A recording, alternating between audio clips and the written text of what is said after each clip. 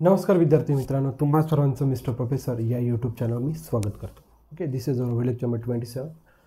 We are discussing the previous year's questions from the chapter Superposition of Waves. Okay, again two more examples from the Maharashtra City 2023.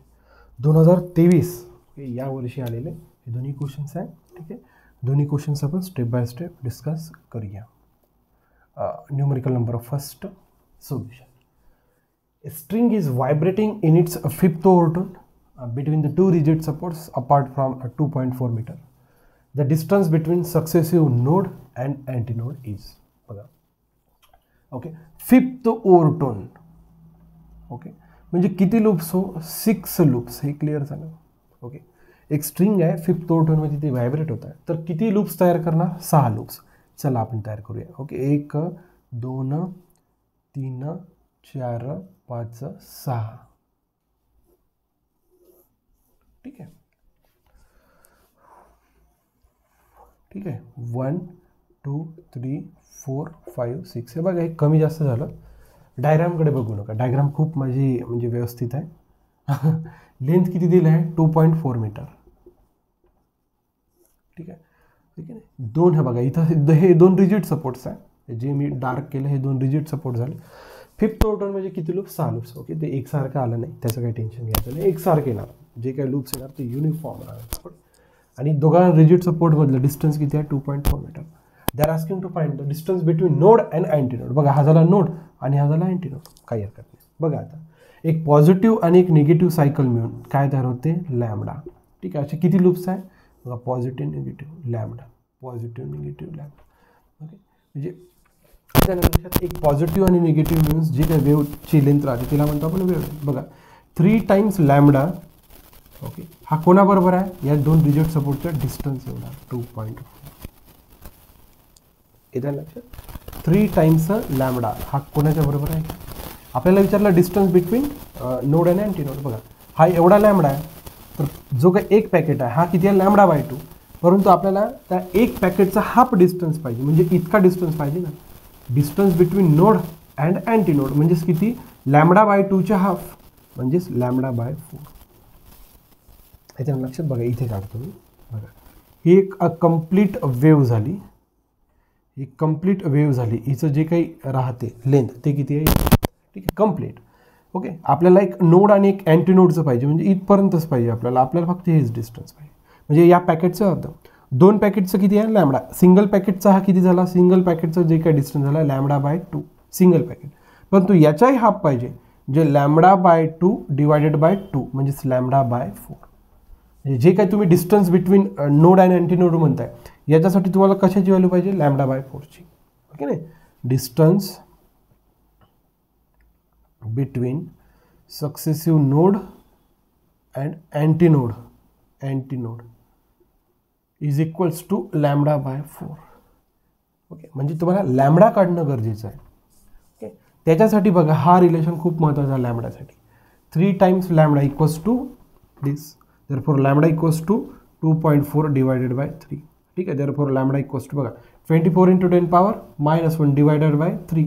Therefore lambda equals to 8 × 10⁻⁻1. 8चा भाग देतो, 3 8 24. ठीक आहे, लॅम्बडाची value हे इथे put करा. Therefore distance D equals to lambda किती आहे? 8 × 10⁻⁻1 डिवायडेड बाय 4. 2चा भाग गेला. Therefore 2 × 10⁻⁻1. Therefore distance equals to 0.2 metre. This is the distance between successive node and antinode, 0.2 metre. And the question is from the Maharashtra city 2023.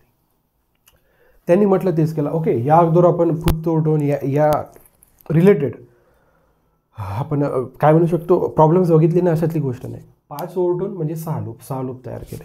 ठीक आहे, 6 loop म्हणजे प्रत्येक 2 loop म्हणजे वेव्हलेंथ. प्रत्येक 2 लूप्स 2 पॅकेट्स म्हणजे काय? वेव्हलेंथ. मग असे किती वेव्हलेंथ तयार होत आहेत? ते 3 टाइम्स वेव्हलेंथ म्हणजे 2 रिजिड सपोर्टमधलं डिस्टन्स. That's it. कारण की डिस्टन्स बिटवीन नोड आणि अँटीनोडचा फॉर्म्युला माझ्याकडे झाला λ/4. हे आत्ताच एक्सप्लेन केलं. लॅम्बडा फाइंड आउट करणं महत्त्वाचं झालं होतं. ओके, पॉज करून नोट डाऊन करा. आपण सेकंड क्वेश्चनकडे वळूया. हा क्वेश्चन अतिशय इझी आहे. पहिल्या क्वेश्चनपेक्षा दुसरा क्वेश्चन इझी आहे. बघा आता. ओके, अशा पद्धतीने जर केलं काही मोठी गोष्ट आहे. या अगोदर या कन्सेप्टवर असे लूप्स तयार करून आपण एक्झाम्पल सॉल्व केलं आहे. ठीक आहे, हा बघा 27 नंबरचा लेक्चर आहे. आता काही जास्त नाही आपल्याला, याच्यात 2-4 लेक्चर्स डिस्कस करायचे, त्याच्यानंतर आपण सेकंड चॅप्टरकडे मूव्ह होणार आहे. नेक्स्ट बघा आता, a pipe is open at both ends, okay, and 30 centimetre air column in its is in resonance with an external frequency 1.1 kilohertz. If the speed of the sound is 330, then the harmonic which is in the resonance. ठीक आहे बघा, therefore fundamental frequency कोणत्यासाठी, ओपनसाठी, ठीक आहे, R times V upon 2L. Okay, हा formula आहे. याच्यातला हा जो काही R आहे, हा आपल्याला R काय सांगतो, कोणत्या हार्मोनिकमध्ये आहे, फर्स्ट, सेकंड, थर्ड, ठीक आहे, तो R डायरेक्ट फॉर्म्युला आहे, सगळं आपल्याला व्हॅल्यूज पाहिजे. बघा, फंडामेंटल फ्रिक्वेन्सी किती दिला आहे आपल्याला, 1.1 किलोहर्ट्ज म्हणजे 1100 हर्ट्ज. याच्यात डायरेक्ट व्हॅल्यूज टाकतो मी, 1100 हर्ट्ज. फंडामेंटल फ्रिक्वेन्सी किती, 1100 हर्ट्ज. आर आपल्याला फाइंड आउट करायचा कोणता हार्मोनिक, फर्स्ट, सेकंड. व्ही म्हणजे काय, वेलोसिटी. वेलोसिटी ऑफ साऊंड किती आहे, 330 मीटर पर सेकंड, काही हरकत नाही. 2 इंटू लेंथ किती आहे, 30 सेंटीमीटर आहे. याला मीटरमध्ये कन्वर्ट करूया आपण, म्हणजे 0.3 मीटर. येतं ना, ठीक आहे. आर फाइंड आउट करायचं आपल्याला. therefore R equals to 1100 into 2, याला लिहितो मी तो इंटू 10⁻⁻1 डिवायडेड बाय 330. कॅल्क्युलेशन्स करूया. हे झाले 2200, 2200, 3 इंटू 10⁻⁻1. ओके, याला 33 इंटू 10⁻1 लिहू शकतो. हो, लिहू शकते ना, का नाही लिहू शकत. ठीक आहे, therefore R equals to बघा, याला आपण 22 गुणिले 10⁻2 लिहू शकतो. ठीक आहे, 10⁻+2 इंटू 10⁻⁻1. या 22ला कसं लिहू शकतो आपण, सॉरी 2200ला कसं लिहू शकतो, 22 इंटू 10⁻2. ठीक आहे, इंटू इथं काय शिल्लक राहिला, 3 डिवायडेड बाय 33. हे खूप दूर झालं रे.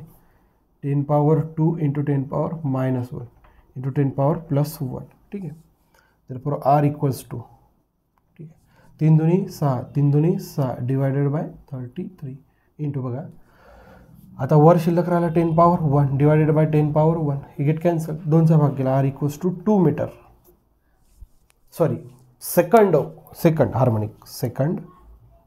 ठीक आहे, हार्मोनिकच ना, बरोबर आहे, मीटर नाही रे, रेडियस नव्हे ते. फर्स्ट, सेकंड कोणतं हार्मोनिक आहे ते आहे, हे लक्षात. कोणतं हार्मोनिक आहे, सेकंड हार्मोनिक, त्याच्यामुळे हा ऑप्शन येतं. ओके, लक्षात आलं, असं काही मोठी गोष्ट नाही आहे, सरळ फॉर्म्युला आहे. N equals to R times V upon 4L. आता हा R काय इंडिकेट करतो आपल्याला, कोणता हार्मोनिक्स, फर्स्ट आहे, सेकंड आहे, थर्ड आहे, दॅट्स इट. येतं लक्षात. ओके, कारण की बघा, आपल्याला पीएथ ओव्हरटोनचा आपल्याकडे फॉर्म्युला आहे, पीएथ ओव्हरटोन. ओके, ओपन पाईपसाठी किती राहते, P+1 इंटू N म्हणजेच किती, V अपॉन 2L. ओके, हा ओव्हरटोनचा फॉर्म्युला आहे. कशाचा आहे, ओव्हरटोन. ओके, हार्मोनिक 1 कमी राहतो, हार्मोनिक 1 कमी राहतो. येतं लक्षात. जसं सेकंड हार्मोनिक और फर्स्ट ओव्हरटोन. फर्स्ट ओव्हरटोन म्हणजे पीची व्हॅल्यू किती, 1, 1+1 2 म्हणजे 2V अपॉन 1+1 2, बरोबर आहे, 1+1 2, 2L. येतं लक्षात. फर्स्ट ओव्हरटोन हा सेकंड हार्मोनिक. बघा, अशा पद्धतीने जर केलं तर काही मोठी गोष्ट नाही आहे. ओके, तुम्ही पॉज करून नोट डाऊन करा सेकंड न्यूमरिकल पण. ओके, बघा त्यानंतर असंच एक सांगायचं राहतं तुम्हाला नेहमीप्रमाणे, आपला जर उपक्रम आवडत असेल तर नक्कीच आपल्या मिस्टर प्रोफेसर या यूट्यूब चॅनलला लाईक, शेअर, सबस्क्राईब करायला विसरू नका. So thank you for watching. See in the next video.